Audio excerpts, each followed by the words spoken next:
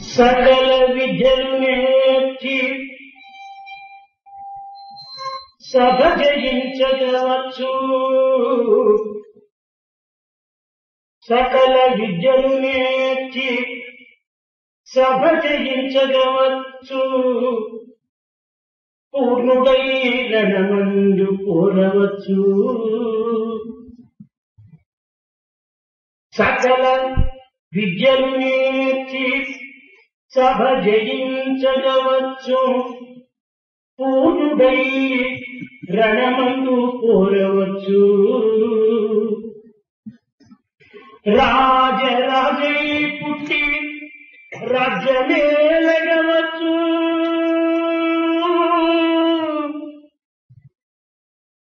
కేమ గోదానము చేయవచ్చు. రాజరాజై పుట్టి రాజ్యమేలగవచ్చు. కేమ గోదానము తీయవచ్చు. గగనంబునను గల చుక్కల లెక్కింపవచ్చు. జీవరాశుల పేర్లు చెప్పవచ్చు.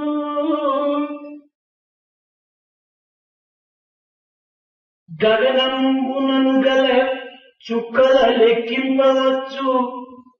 జీవరాశుల పేర్లు చెప్పవచ్చు. అష్టాంగ యోగ సిద్ధులను అన్నింటి నేర్చవచ్చు. అష్టాంగ యోగముల అన్నింటినీ నేర్చవచ్చు. చంద్రలోకము కూడా చేరవచ్చు. కానీ దేహేంద్రియము నరికట్టి మనసు నిలిపి అంతర్ముఖము చేసి అనవరతము నిశ్చల సమాన నిష్ఠుడై నిలువలేడు. నిశ్చల సమాన నిష్ఠుడై నిలువలేడు. One can acquire all types of education and attain victory in an argument. One can have the total ability to fight in a battle and reach success. One can also be born as a monarch of kings and can rule over a kingdom. One can give worldly gifts and charities of cows. One can fly into the sky and count the stars. One can cite the names of all the jivas in the world. One can attain the knowledge and learn all the Ashtanga Yoga Siddhas. One can reach the moon, but one cannot control his own organs, steady his mind and turn his vision inwards and reach a state of permanent equal-mindedness. పొగకు మూలము నిప్పుల పుంజముండ. పొగకు మూలము నిప్పుల పుంజముండ. రైలు పరువుకు నడిపించు డ్రైవరున్నా. పొగకు మూలము నిప్పుల పుంజముండ. రైలు పరువుకు నడిపించు డ్రైవరున్నా. Automatic లైటుకు అవధులుండ. జగతి సృష్టింపనొక్కడు నుండవలదే. ఈ జగతి సృష్టింపనొక్కడు ఉండవలదే. ఈ జగతి సృష్టింప ఒక్కడుండవలదే. While there is fire and burning cinders as the origin of smoke that we may see, while there is a driver behind a moving train, while there is a source to turn on the automatic lights, should there not be one who is the creator of this created world? ప్రేమ స్వరూపులారా, ప్రపంచమును ఏ పదార్థమునకైనా కట్టలేక నిర్మాణం జరుగుతుంది. Prema Swarupas, any material or any entity in this world has not been created without a creator. ఇది ఒక watch. This is a watch. ఈ వాటిని నిర్మాణం చేసినటువంటి వ్యక్తి ఏ జపాన్ నందో, ఏ జర్మనీ ఎందో, ఏ స్విట్జర్లాండ్ నందో, ఏ అమెరికా నందో ఉండియే తీరాలి. The individual who has manufactured this watch should be present either in Japan or in America or in Switzerland or in some country. ఆ వ్యక్తి ఎట్టివాడి ఉండవు. What kind of person should that individual have been? ఈ వాటి యొక్క తత్వము పూర్ణంగా గుర్తించేటువంటి వాడై ఉండేవాడు. He should have been one who understands the nature of this watch completely. అట్టివాడే ఈ వాచ్ని నిర్మించడానికి అధికారి కాగలడు. It is only such a person who will have the capacity to fabricate this watch. అదే విధంగానే లోకారాధకులైన, లోకపాలకులైన సూర్యుడు, చంద్రుడు, అనంత నక్షత్రములు, కాలకులు, ఇవన్నీ కూడాను కేవలము సృష్టించుటలో ఏదో ఒక నాయకత్వము, ఒక కర్తృత్వము, ఒక పవిత్రమైనటువంటి నిర్మాణత్వము తెలిసినటువంటి వాడు ఒకడు ఉండవలే. In the same manner, if we take the sun who gives the life to the world, if we take the moon, if we take the infinite number of stars and all that we see around us, there must be someone who has the leadership or who has the capacity who can create all this. ఈ కర్త సర్వజ్ఞుడై, సర్వవ్యాపకుడై, సర్వ మహిమాన్వితుడై ఉండినప్పుడే ఈ విధమైనటువంటి యొక్క సూర్యచంద్రాలను, నక్షత్రములను, కాలమును సృష్టించుటకు అధికారి కాగలడు. This subject, the creator, only when he is omnipresent and omnipowerful will he have the capacity to create this sun, this moon and the various seasons. అట్టి కర్తనే శాస్త్రజ్ఞులు అనేక విధమైనటువంటి పేర్లతో ఆరాధిస్తూ, స్మరిస్తూ, తరించుతూ వచ్చారు. Such origin, such subject, several scholars from time to time have been describing him by different names and have been worshipping him in different forms. ఈ కర్తకు అప్రమేయుడు అని ఒక పేరును కూడా పెట్టారు. This subject has also been given a name, Aprameya. అప్రమేయుడనగా ఎట్టి ప్రమాణముల చేత కూడాను గుర్తించుటకు సాధ్యం కానటువంటి వాడని అర్థం. The meaning of the word Aprameya is that by no kind of measure, by no kind of method can he be recognized. ఇతను కేవలము వేదములకు మాత్రమే వేద్యుడు కనుక ఇతనికి వేదవేద్యుడు అని కూడా మరొక పేరు. Since he is capable of being understood only through the Vedas, he is also called the Vedavid. ఇట్టి సర్వజ్ఞుడైనటువంటి కర్తను గుర్తించడం, గుర్తించడానికి తగిన ప్రయత్నం చేయటము మానవుని యొక్క కర్తవ్యం. To recognize and understand such an all-knowing subject and to try and make attempts to understand if one does not know is man's duty. ఈ కర్తకు రెండు లక్షణములు కలవు. This subject, this source has two attributes. ఒకటి తటస్థ లక్షణం, one of them is Tatastha Lakshana. రెండవది స్వరూప లక్షణం. The first one is a temporary attribute. The second one is a Swarupa Lakshana, is a basic attribute. తటస్థ లక్షణం అనగా తాత్కాలికంగా కొన్ని గుర్తులను నిరూపించి ఆ దివ్యత్వమైనటువంటి యొక్క ఆత్మతత్వాన్ని బోధించగలరు. The first one, Tatastha Lakshana, means that for the time being, by showing some symptoms to recognize that aspect. ఆ పక్షి కూర్చున్నటువంటి ఇల్లు ఫలాని వారి ఇల్లు అని నిరూపించటము తటస్థ లక్షణం. To point to a house and say that the house on which a bird is sitting is such and such a person's house is a symptom which is a temporary, time-being symptom. అనగా ఆ పక్షి ఆ ఇంటి పైన తాత్కాలికంగా ఆ క్షణమును కూర్చున్నదే కానీ అది శాశ్వతంగా ఆ ఇంటి పైన ఉండేటువంటిది కాదు. This implies that that bird is sitting for the time being at that moment in that house, but is not going to remain there permanently. అదే విధముగా కొన్ని సద్గుణములు, సదాచారములు, సచ్చింతలు, చక్రవర్తులు, సదాలోచనలు కలిగినటువంటి సమయం నందు ఇది దైవత్వము, ఇది దివ్యత్వము యొక్క ప్రతిబింబము అని నిరూపించటము తటస్థ లక్షణం. In the same manner, when one is in a good mood and one is covered by good thoughts, it is possible at that time to point out an attribute and say, temporarily, for the time being, this is a divine attribute. స్వరూప లక్షణం అనగా సత్ చిత్ ఆనందం, సత్యం జ్ఞానం అనంతం బ్రహ్మ అనగా సత్యమే బ్రహ్మస్వరూపం, జ్ఞానమే బ్రహ్మస్వరూపం, అనంతమే బ్రహ్మస్వరూపం అని నిరూపించటం. The second one, the Swarupa Lakshana, is something which is more basic. To talk of Sat, Chit, Ananda, or to talk of Satyam, Jnanam, Anantam, Brahma, is to mention attributes which are basic and which are permanent of God. వీటిని అస్థి, భాతి, ప్రియ, రూప, నామములని కూడాను చెప్పవచ్చు. These have also been termed in Vedantic language as Asti, Bhati, Priya, Rupa, Nama. ప్రతి పదార్థమునందు కూడాను అస్థి, భాతి, ప్రియ, రూపనామములు మిశ్రమై ఉంటున్నది. In every material substance, these five Asti, Bhati, Priya, Rupa, Nama, being awareness, bliss and name and form are present.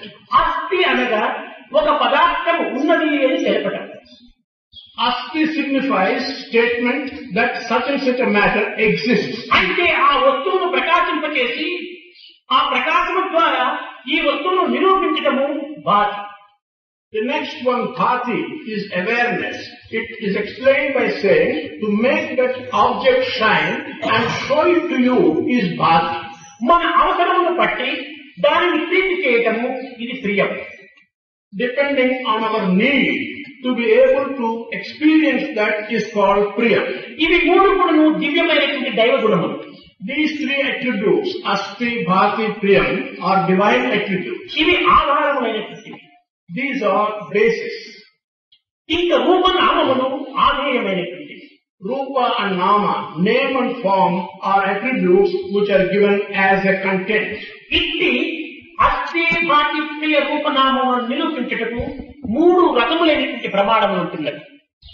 In order that we may demonstrate these five attributes, Asti, Bhati, Priya, Rupa, Nama, there are three different types of authorities.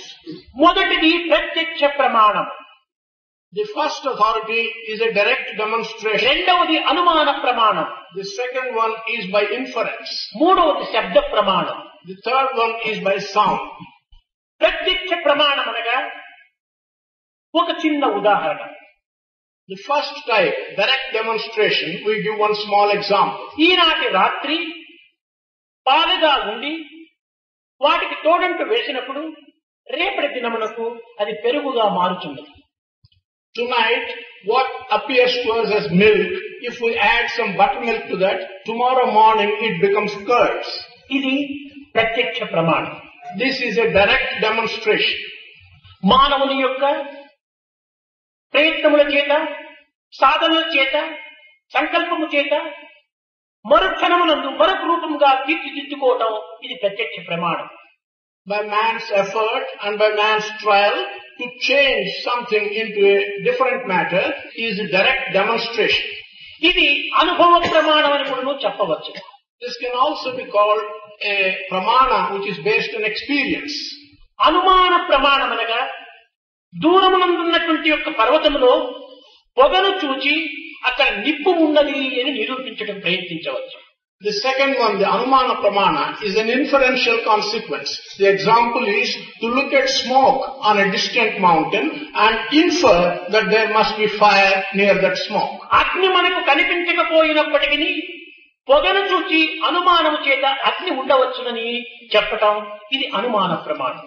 Although we do not see the fire directly, looking at the smoke, inferring as a consequence that there may be fire is the second type, Anumana Pramana. ఇంకా శబ్ద ప్రమాణం. The third one is the Shabda Pramana, based on sound. కాశీని చూచి వచ్చినటువంటి వ్యక్తి కాశీ యొక్క క్షేత్రం యొక్క వర్ణనను వాక్కు ద్వారా చూడనటువంటి వ్యక్తికి నిరూపించడం. An individual who has seen Benares comes and explains to another individual who has not seen Benares through words, through sound of words, what he has seen. అయితే ఈ శబ్ద ప్రమాణమునందు మరి రెండు ప్రమాణములు కూడాను కూడి ఉన్నవి. In this pramana based on sound, there are also two others which are contained in it. ఒకటి లౌకిక ప్రమాణము, రెండవది వైదిక ప్రమాణం. One of them is a worldly authority and the second one is a spiritual or Vedic authority. లౌకిక ప్రమాణము దైవత్వాన్ని తాను నిరూపించుటకు పూనుకొనదు. The first type, the worldly authority, will not undertake to establish Godhead. ఇంకా వైదిక ప్రమాణము ప్రత్యక్ష స్వరూపమైనటువంటి దివ్యత్వాన్ని నిరూపించేటువంటి పవిత్రత కలిగి ఉంటారు.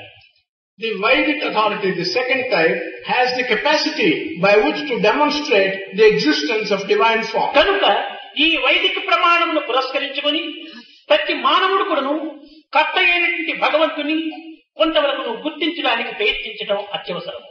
It is by the use of this second type of Vedic pramana that every human being will try and recognize the existence of the subject of the Karta, God. ఇక్కడ దివ్యత్వమైన మానవత్వం ధరించి పవిత్రమైనటువంటి ఆత్మను మనం స్వీకరించి తద్వారా దైవత్వమైనటువంటి యొక్క దారిని మనం కొంతవరకు ప్రయత్నపూర్వకంగా సాధించినప్పుడే ఇక్కడ మానవత్వంలో ఉన్నటువంటి దివ్యత్వం కూడాను ప్రకటించినటువంటి వారం అవుతాం.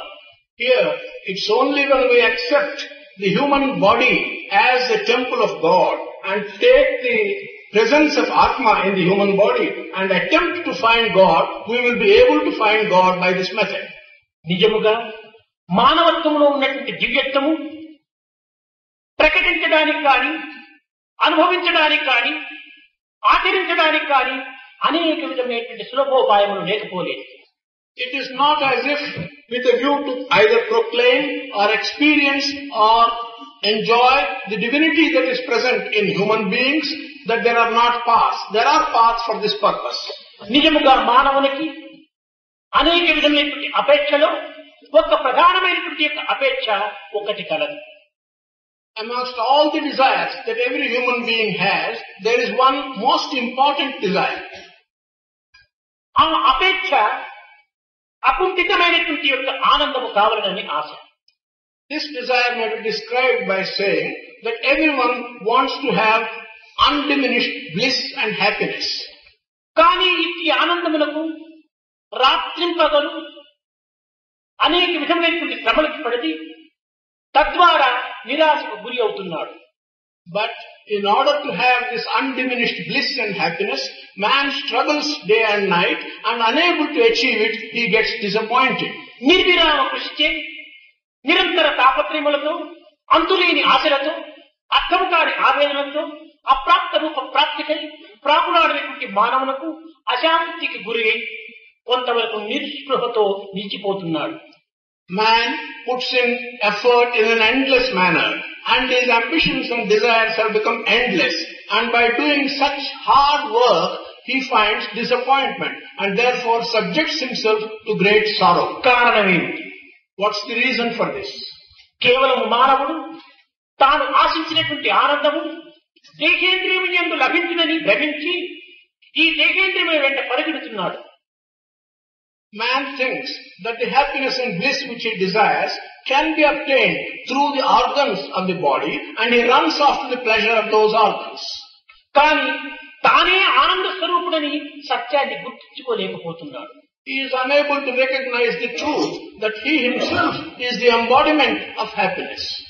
కనుక మానవత్వం అనేటువంటిది కేవలము ఆనంద పిపాసి అనేటువంటి మానవుడి యందు పవిత్రమైనటువంటి దివ్య స్వరూపాన్ని ధరించి ఉన్నది. Thus, human nature or human quality is present in a divine form within a human being who is himself sacred. పిష్టాది గుణ సంపర్కాతన్నా పిష్టాది గుణ సంపర్కాత్ అని ఉపనిషత్తులు ప్రబోధిస్తూ వచ్చాయి. It's a Upanishadic saying which says that flour combined with sugar or jaggery is something which we will describe now. పిష్ట అనగా పిండి. Pishta means flour. గుడ అనగా బెల్లం. Guda means jaggery. సహజంగా పిండికి తీయదనం అనేటువంటిది ఉండుట వీలు కాదు. This flour, whatever it is made up of, by nature has no sweetness. ఏ పిండి అయినప్పటికీ బెల్లము కూడినప్పుడే ఆ పిండికి మాధుర్యము చేకూరుతున్నది. Whatever flour it may be, rice or wheat, it's only when jaggery is mixed with that will it become sweet. కనుక ఈ ప్రపంచం అంతా కూడాను కేవలము పిండి వంటిది. In this analogy, this entire world can be compared to this flour. ఈ యొక్క జగత్ అనేటువంటి పిండి యందు దైవత్వం అనేటువంటి యొక్క మాధుర్యము బెల్లము కూడినప్పుడే ఈ పిండి సర్వత్రా కూడాను ఇట్టి మాధుర్యాన్ని రుచి చూపిస్తుంది. This world, which may be compared to this flour, it's only when divinity in the form of jaggery is mixed with it will we be able to find sweetness in the world. నిజముగా ఈ జగత్తునందు సర్వవ్యాపకత్వమైనటువంటి యొక్క దివ్యత్వము సర్వత్రా కూడి ఉండటం చేతని ఈ జగత్తును మనం ఈనాడు ఆకర్షింపగలుగుతున్నాం. Truly, in this world, because divinity is omnipresent and is combined with everything in the world, we are able to find ఆకర్షణ, సౌందర్యము, ఈ యొక్క దివ్యత్వమైనటువంటి యొక్క పవిత్రమైన ప్రేమ ఎక్కడ కలదో అక్కడ అందరి కూడాను దైవత్వమే తాండవమాడుతున్నది. Wherever there is attraction, wherever there is beauty, wherever there is sacred divine love, there divinity and Godhead is కేవలము దేహేంద్రియ భ్రాంతికి గురి అయి మానవుడు తన ఎందున్నటువంటి యొక్క దివ్యానందముని భవ్యానందముని తాను గుర్తించుకోలేకపోతున్నాడు. Under the ignorance of the illusion of attachment to his body and to his organs, man is not able to recognize the divinity that is present within him. జగత్తునందు కలగనటువంటి ప్రతి చరమునకు ఒక స్థిరమైనటువంటిది ఒకటి ఉంటున్నది ఆధారమే. In the world, for everything that moves, there is always something which is stationary as its support and base. ఇది ఒక మాల. This is one garland. మనకు కనిపించినటువంటిది పుష్పములు. What is evident to us are the flowers. కానీ ఈ పుష్పములు తమంతట తాము నిలుచుకుని ఉండుటకు వీలు కాదు. But the flowers by themselves cannot be in this form of a garland. ఈ పుష్పములను బంధించినటువంటి దారం ఒకటి ఇందులో కలిగినటువంటి.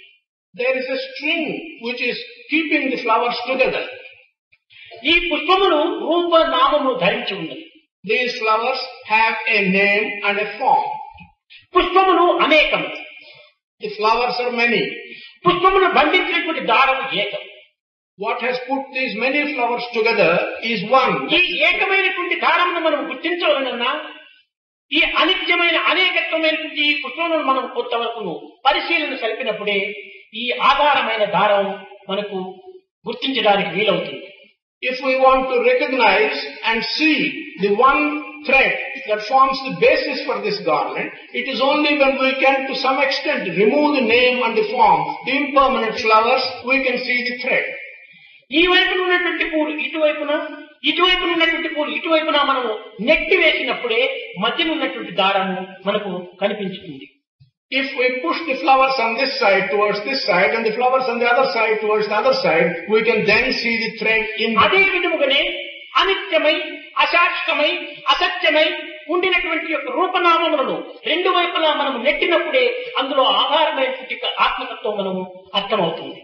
In the same manner, it's only when we push on both sides what is impermanent and what is untrue, namely the form and the name. కేవలం రూపనామములు ఎందే మన జీవితమును అంకితము గావించుకొని ఇది ఏ సత్యము, ఇది ఏ నిత్యమని మనం విశ్వసించి తద్వారా మనము అంధకారంలో బంధులమైపోతున్నాం.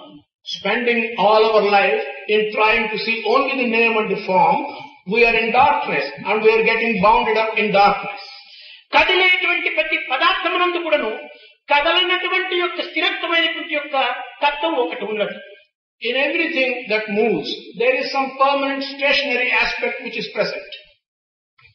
మనం రోడ్డు పైన కారులో కదిలిపోతున్నాము. We move in a motor car on the road. కానీ కారు కదులుతున్నదే కానీ రోడ్డు కదలటం లేదు. The car is moving but the road is not moving.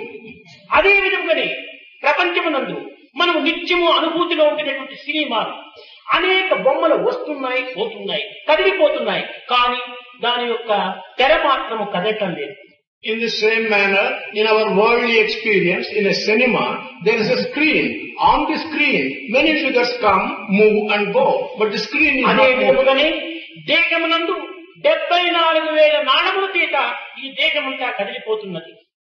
In the same manner, in the human body, all the motion takes place through 74,000 nerves.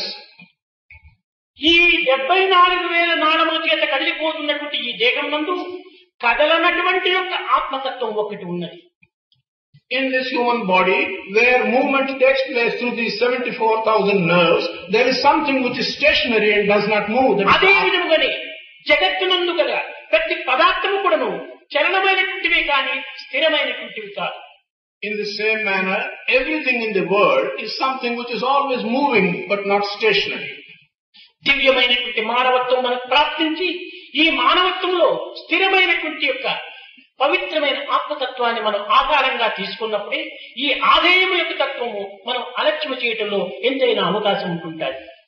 It's only when we can take, having received this divine human birth, when we take the aspect of Atma as the permanent one, it's only then that we can understand the contents of this container.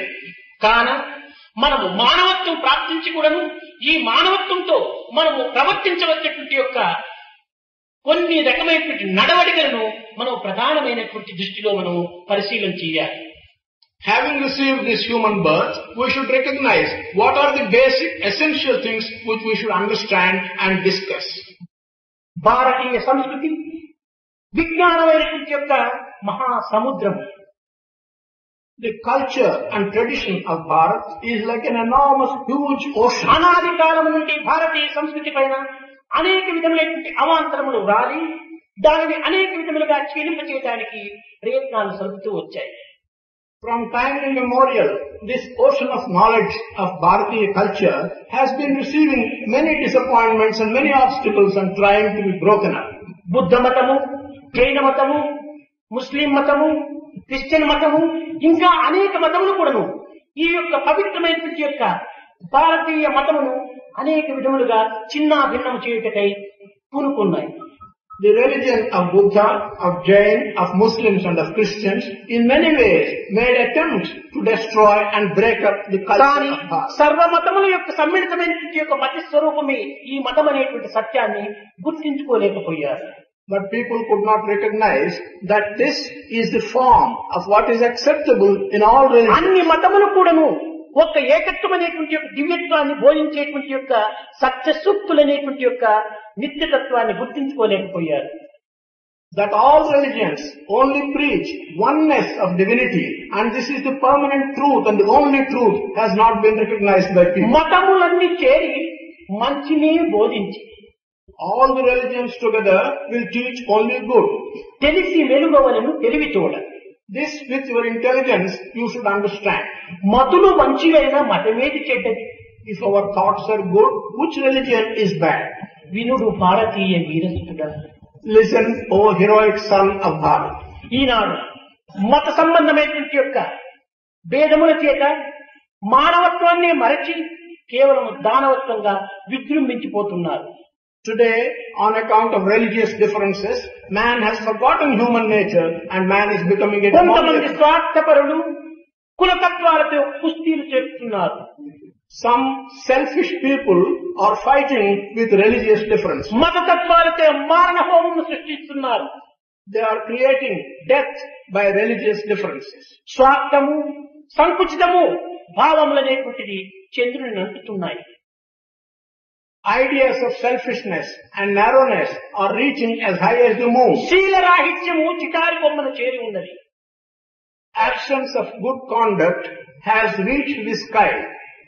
అనైక్యత అనేటువంటిది బంధింపబడినది. Lack of unity has become our bondage. ఈ విధమైనటువంటి పరిస్థితి యందు భారతీయ సంస్కృతిని ఎవ్వరు ఎన్ని విధములుగా కూడాను తూలనాడినప్పటికీ దానిని చెడుపుటకు ప్రయత్నించి చేసినప్పటికీ ఇది అసాధ్యమయ్యేటువంటి విషయం. In this context, even if anyone tries to diminish the value of the culture of Bharat and destroy the culture and tradition of Bharat, this is not going to be possible. సముద్రమునకు ఎన్ని pump సెట్లు వేసి కొట్టే కానీ సముద్రం ఖాళీ చేయడానికి వీలవుతుందా? Is it possible to empty the ocean with as many pump sets as you like? ఏ విధమైనటువంటి నదులు ఎండిపోయి లేక నదులు అధికంగా ప్రవహించినప్పటికీ సముద్రము తరగటం కానీ పెరగటం కానీ ఉండదు. Many rivers may dry up, many more rivers may flow, but the ocean will neither grow nor decay. అదే విధముగా భారతీయ సంస్కృతిని ఎందరూ ఎన్ని విధములుగా కూడాను పరాభవింప చేయడానికి ప్రయత్నం చేసినప్పటికీ ఇది ఏనాటికి చెట్టు చెదరక కట్టు కదలక నిత్యమై సత్యమై ఉంటుండేటువంటి యొక్క దివ్యత్వాన్ని ధరించినటువంటిది భారతీయ సంస్కృతి. In the same manner, irrespective of as many people may try and diminish the value of the tradition and culture of Bharat, the diminution is not going to take place at any time. ఈనాడు మానవుడి యందు ఈ సమత్వమైన దివ్యమైనటువంటి యొక్క భావములు కోల్పోవటం చేత వాని ప్రవర్తన కూడాను చిన్న భిన్న రూపాన్ని ధరిస్తున్నారు. Because today such divine ideas and divine aspects have been lost by human beings and he is not able to achieve anything. ఈ ప్రవర్తన ఏనాడు సక్రమైనటువంటి మార్గాన్ని అవలంబించినో ఆనాడే దివ్యమైన మానవత్వాన్ని కూడాను తాను గుర్తించడానికి వీలవుతుంది. That day, when his conduct takes the right path, it will be possible for man to recognize what is divinity. మానవ దేహము మరణించిన తరువాత కూడా ప్రవర్తన శాశ్వతంగా నిలిచేటువంటిది. In the case of a human being, even after the body disappears and dies, his conduct and character are something which will live on forever. జీవిత పర్యంతము మానవత్వాన్ని ప్రకటింపజేయడానికి వేదము అనేక రకమైనటువంటి ప్రమాణము నిరూపిస్తూ వచ్చింది. The Veda has shown us many methods by which during the whole life భారతీయుడు పుట్టిన తక్షణమే వేదవాక్కు చేత తాను తన యొక్క జీవితమును ప్రారంభిస్తూ వచ్చాడు. A citizen of Bharat, as soon as he is born, he begins his life with a sacred word. Veda is the first word spoken by man. Veda is the first word spoken by man. అలాంటి దివ్యమైనటువంటి మానవత్వం మనకు ప్రాప్తించి కూడాను కేవలము తుచ్చమైన అల్పమైన అనిత్యమైన ఈ ఇంద్రియ భోగముల నిమిత్తమై మనం అనేక పాటలు పడుతున్నాం. Having attained such sacred human birth, yet we are running after the pleasures of these sensory organs. నిజముగా ఇట్టి పవిత్రమైన పట్టణములందు ఆధ్యాత్మిక జ్యోతులను వెలిగించడానికి అనేక కృషులు చేయవలసిన అవసరం ఉంది. Today, man is uttering the word truth only on the platforms, but is not making an attempt to recognize the form of the proper study of mankind is man అంటున్నాం. ఏది ఆ mankind? We say that the proper study of mankind is man. Does mankind mean that since you get up in the morning till you go back to bed in the evening to be selfish, to think of your own family, yourself and the good of your own self? Is that సమాజం యొక్క సత్యాన్ని ప్రకటింపచేసే నిమిత్తమై తన యందు ప్రతిబింబించినటువంటి ఆత్మతత్వాన్ని సమాజం యొక్క ప్రతిబింబంగా నిరూపించాలి. In order to establish the truth belonging to the society, what is shining in you as the aspect of Atma should be made to reflect on the society. ఈనాడు మానవుని యందు సత్ప్రవర్తన Kranti విజృంభించిపోవాలి. Today in man, good conduct and right conduct should become the most. Kranti దేనికి క్రాంతి? ఎందుకు Kranti? We talk of Kranti, a revolution. Revolution for what purpose? మనసునందున్నటువంటి భావము, మాట యందు పలికేటువంటి పలుకు, పేరు నుండి ఆచరించేటువంటి ఆచరణ, మూడింటికి సన్నిహిత సంబంధం లేనటువంటి క్రాంతి ఏమిటి Kranti? What is the use of the revolution which does not connect your thought with your word with your deed? తలంచటం ఒకటి, పలకటం మరొకటి, ఆచరించటం ఇంకొకటి. Our thought deals with one thing, the word which we utter is a different thing, and the work we do is a totally different thing. Manas anyat, vachas anyat, karman anyat, duratmanam. Thought is different, word is different, deed is different. This is the characteristic of bad people. కనుక ఈ మూడింటి యొక్క ఏకత్వాన్ని ఏ మానవుడు గుర్తించి వర్తించునో అట్టి యొక్క మానవత్వమే దివ్యమైనటువంటి మానవత్వం. మానవుని యందు మానవత్వము దేదీప్యమానంగా ప్రకాశించాలి. That human being who recognizes the oneness, the need for making harmony between his thought, word and deed, in him divinity will shine. Light of life అన్నారు. This has been described as the light of life. మానవత్వం లేని మానవుడు కేవలం ఆకార మానవుడే కాని సాక్షాత్ మానవుడు కాదు. Man in whom there is no human nature, he is a man only for form but not for essence.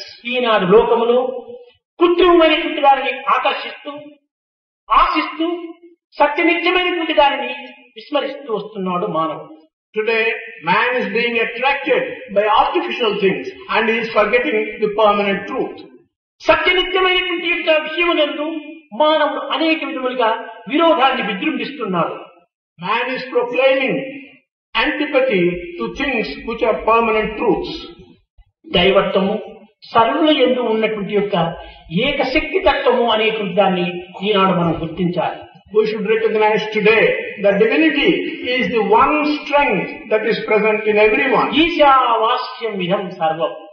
The aspect of Isha is present in everyone. ప్రతి మానవుడు కూడా దుఃఖ నివృత్తి ఆనంద ప్రాప్తిని ఆశిస్తున్నాడు. Every man wants to get rid of sorrow and wants to have happiness. ఏ మానవుడు కూడాను దుఃఖ నివృత్తి కావాలని లేక ఆనంద ప్రాప్తి కావాలని ఆశించినటువంటి వాడు లేడు. There is no human being who does not want to get rid of sorrow and who does not want to have happiness. ఏతావాత దుఃఖ నివృత్తి ఆనంద ప్రాప్తి అనగా ఏమిటి? ఇది మోక్షము అని. Be that as it may, what do we mean by saying getting rid of sorrow and having happiness? This is liberation. నాస్తికులు కాని, యాస్తికులు కాని, ఆస్తికులు కాని, ఆస్తిక నాస్తికులు కాని, యోగి కాని, భోగి కాని, జోగి కాని, వైరాగి కాని, వైరాగి కాని, ఎవడైనా కూడాను దుఃఖ నివృత్తి ఆనంద ప్రాప్తి అత్యవసరంగా ఆశిస్తున్నాడు. One may be a believer, one may be a non-believer, one may be a believing non-believer, he may be a yogi, he may be a bhogi, whoever he may be, he is wanting to get rid of sorrow and have happiness. ముక్తి అనగా ఏమిటో వాడు గుర్తించుకోలేకపోయినటువంటి మూర్ఖుడు మాత్రమే ఈ ముక్తి నాకు అక్కరలేదనవచ్చు. It's only that foolish person who does not understand what is meant by mukti or moksha will say, I don't want this ముక్తి kind అనగా of. కేవలం ప్రత్యేకమైనటువంటి కట్టడము చేత ఎయిర్ కండిషన్ ఏర్పాటు చేసి సర్వ సుఖములతో అమర్చినటువంటి యొక్క భవనము కాదు ముక్తి.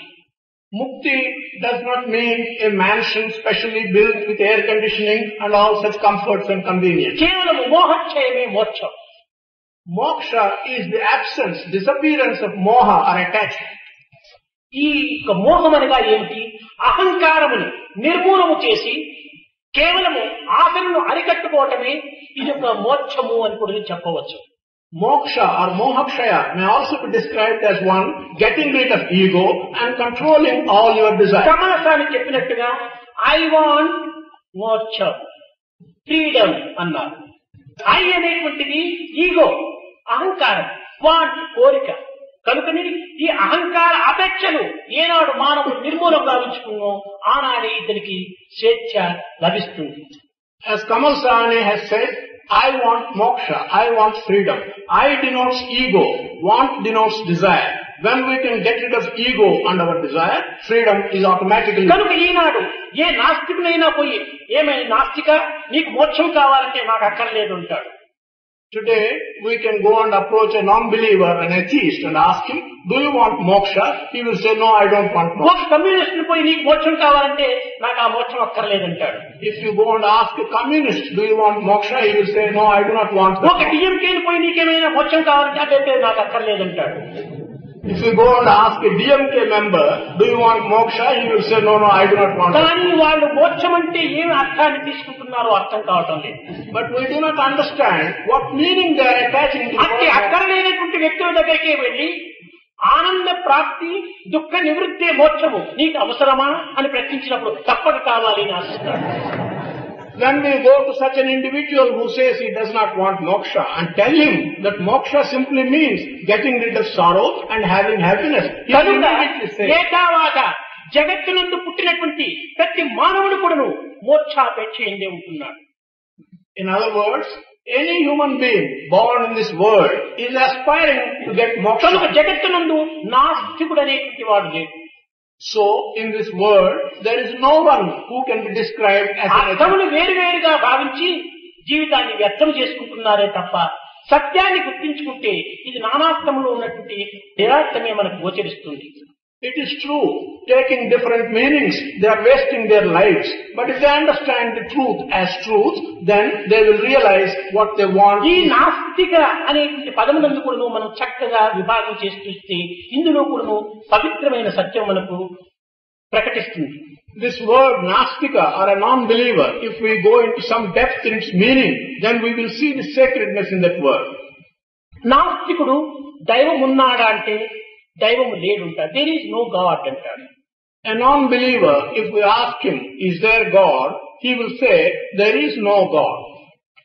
నిజముగా తెలివితేటలు కలిగినటువంటి వాడు ఈ పదమునే చక్కగా లోతులకు దిగి విచారణ చేస్తే దేర్ ఈజ్ మొదలు వచ్చింది, నో గాడ్ నెక్స్ట్ వస్తాం. If one looks at these words with some care, we will see that there is the first part. No ఇది God. కేవలము నాస్తికత్వంలోన ఆస్తికత్వంలోన ఉన్నటువంటి యొక్క ఇది వర్డ్ బిల్డింగ్ అని చెప్పవచ్చు. The meaning of the non-believer or believer is really a matter of building the words one way and the other. నాస్తికునికి ఆస్తికునికి ఉన్నటువంటి యొక్క వ్యత్యాసం ఎక్కడ అనేటువంటి దాన్ని విచారించాలి. We should also understand the difference between a nastika and an astika. నాస్తికుడు God is nowhere అంటాడు. The non-believer says God is nowhere. God is nowhere. ఇది 4 పదములతో ఉంటుండాలి. This consists of 4 words. God is nowhere. ఇక్కడ కూడాను ఆస్తికుడు ఏమంటాడు, God is now here అంటాడు. ఈ wear అనేటువంటి దాంట్లో డబ్ల్యూ నోకు చేర్చేస్తే నౌ హియర్ అయిపోయింది. ఇక్కడున్న డబ్ల్యూ అక్కడ చేర్చడం, అక్కడున్న డబ్ల్యూ ఇక్కడ చేర్చడం, ఇదే ఇందులో ఉన్నటువంటి wear. A believer uses the same 4 words and says God is now here.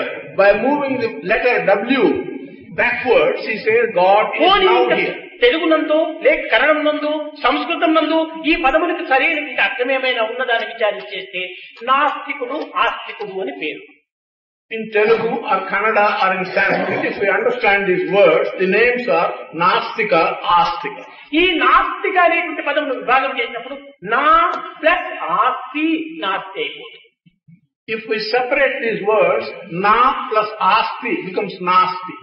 Without the word Astika coming first. కనుకని ఏ తర్వాత ప్రతి జీవి యందు, ప్రతి మానవుని యందు, ప్రతి అణువునందు కూడాను ఈ ఆస్తికత్వం అనేటువంటిది దైవత్వము అణుస్వరూపాన్ని ధరించి ఉంటుండాలి.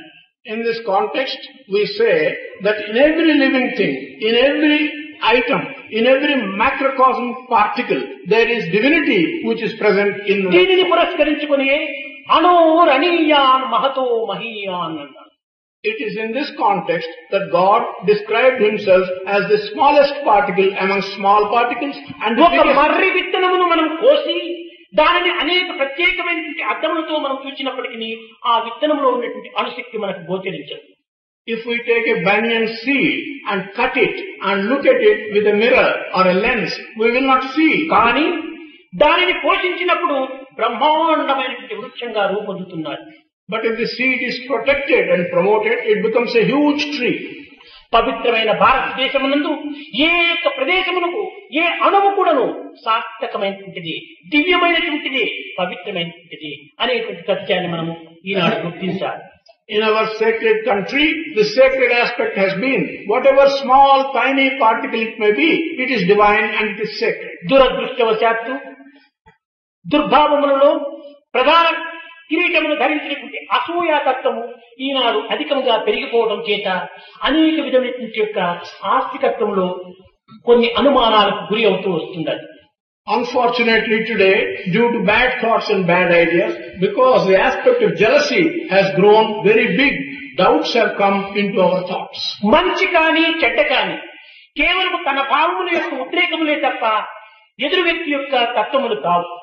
Good or bad are only distortions of one's own thoughts, but they do not picture the opposite person's thoughts. నేను దోసకాయ తింటే నా ఎదుటి వ్యక్తికి మామిడికాయ వాసన రావడానికి వీలు కాదు. If I eat a cucumber, it is not possible for me to get the smell of a mango when I నేను తిన్నటువంటి దోసకాయ వాసన నాకే వస్తుంది, నీవు తిన్నటువంటి మామిడి పండు వాసన నీకే వస్తుంది.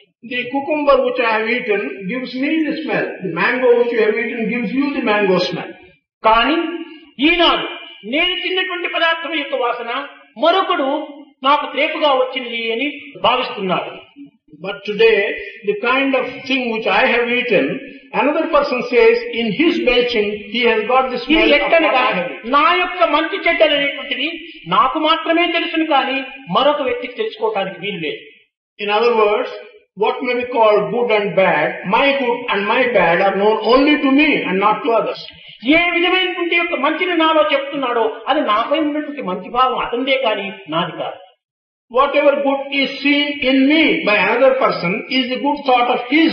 లేక నాపైన ఏదైనా యొక్క దుర్బోధల చేత దుర్భాషలు ఆడుతున్నాడా, నాలో ఒక విధమైనటువంటి దుష్టత్వాన్ని తాను నిరూపిస్తున్నాడా, అది కూడాను నాపై ఉన్నటువంటి దుష్టభావం అతందే కానీ అది కూడా నాది కాదు. Whatever blemish or blame another person sees in me, that blemish and blame belongs to him and not to me.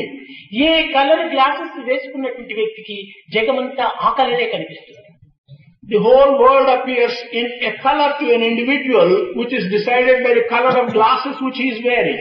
కనుక సత్యసాయి యొక్క తత్వం అనేటువంటిది, సత్యత్వం అనేటువంటి యొక్క దివ్యత్వాన్ని తాను నిరూపించటకు ఎవ్వరికి కూడాను సాధ్యము కాదు. Thus, the aspect of Sathya, the aspect of truth, it is not possible for anyone to demonstrate this aspect of truth. Sathya Sai యొక్క సంకల్పము యోగక్షేమం, లోక సమస్త సుఖినో భవంతు, సర్వులు కూడాను ఆనందంగా ఉండాలి, సర్వులు కూడాను సౌఖ్యాన్ని అనుభవించాలి, సర్వులు కూడాను తమ యొక్క కర్తవ్యాన్ని నిర్వర్తించాలి అని లోకానందమును ఆశించటమే తప్ప స్వార్థానందము ఏ అణుమాత్రం కూడాను లేదనేటువంటి సత్యాన్ని ప్రతి ఒక్కరూ గుర్తించినప్పుడే సార్థకత పొందుతాడు. The thought and the decision of Sathya is for the welfare of all humanity and welfare of the entire world. There is no selfish principle in this thought. It's only when everyone recognizes this basic truth will it be possible for them to understand the ways of our life. అయితే దివ్యత్వాన్ని గుర్తించడం అంత సులభం కాదు. But to recognize divine quality is not so easy. కానీ కాలవశాత్తు కాలకర్మ కారణ కర్తవ్యాలు కలిసి వచ్చినప్పుడు ఈ సత్యం కూడాను అతి త్వరలోనే కూడాను గుర్తించడానికి కొంతవరకు అవకాశం ఏర్పడుతుంది. However, due to changing times, when appropriate times come, it will also be possible for such truths to be స్వరూపులారా, మనిషికి ప్రక్కనే ప్రతిబింబంగా కూడాను చెడ్డ కూడాను జరుగుతూ వస్తుంటారు. Prema Swarupas, always for a good, there is as an image of good, there is bad as ఇవి well. రెండు కూడాను బింబ ప్రతిబింబముల యొక్క సంబంధం. Good and bad are connected with each other like an object and image. The pleasure is an interval between two pains. రెండు బాధల మధ్య అంటే ఒక్క పవిత్రమైనటువంటి సుఖం కూడాను మనకు లభ్యమవుతుంది. The pleasure is an interval between two pains. It is only between two pains that we will be able to experience sacred pleasure. ఈ సృష్టి యొక్క రహస్యమే ఇది ద్వైతం. This is the secret of creation. This is the duality. ఒక మంచి ముసంబి లేక సాత్కోటి ఫలం ఉంటుండాలంటే ఆ ఫలమునందు తీయని మధుర రసం ఉంటున్నప్పుడు పైన చేతి చర్మం కప్పుకొని ఉంటుంటాడు. If a person has got an orange fruit and the orange fruit contains sweet juice inside, there is also a bitter cover on the orange fruit. ఈ యొక్క చెడ్డని ఎందుకు ఉంటుండాలి అంటే మంచిని రక్షించే నిమిత్తమే వచ్చినదే కానీ మంచిని ధ్వంసం చేసే నిమిత్తమే రాలేదు. Why has this unwelcome bitter cover come on the orange fruit? It has come to protect the sweetness inside, but not to destroy. చీకటే లేకపోతే ఈ యొక్క లైట్లకు ప్రకాశములకు విలువనే ఉండదు. If there is no darkness, this light which we see will have no value at all. కనుకనే దూషణే లేకపోతే భూషణ ముందుకు రాదు. If there is no blemish and blame, praise and value will not come forward. అందుకోసమే అనాది కాలము నుండి అనేక మంది మహర్షులు కూడాను ఈ విధమైన మార్గమును అవలంబించి కట్టకడపటికి దూషణ లేకపోతే దుడ్డైనా పెట్టి కొనుక్కోమన్నాడు. That is why from time immemorial the rishis have followed such a path and have discovered and said that if there is no మంచిదానికి లభించేటువంటి యొక్క విరుద్ధమైన చర్యలు ఇవన్నీ. If there is no blame, at least pay for the blame and get it. That is అయితే ఈ భోగములనేటువంటివి కానీ కీర్తినటువంటివి కానీ ప్రతిష్టమైనటువంటివి కానీ ఇవి ప్రధానమైనటువంటివి కాదు. ఇవన్నీ కూడాను దుఃఖం అనేటువంటి యొక్క స్థానం నుండి ఉద్భవించినటువంటి. But these enjoyments and these pleasures which we see are not basic essentials. They have really come out of sorrow. సర్వ సుఖ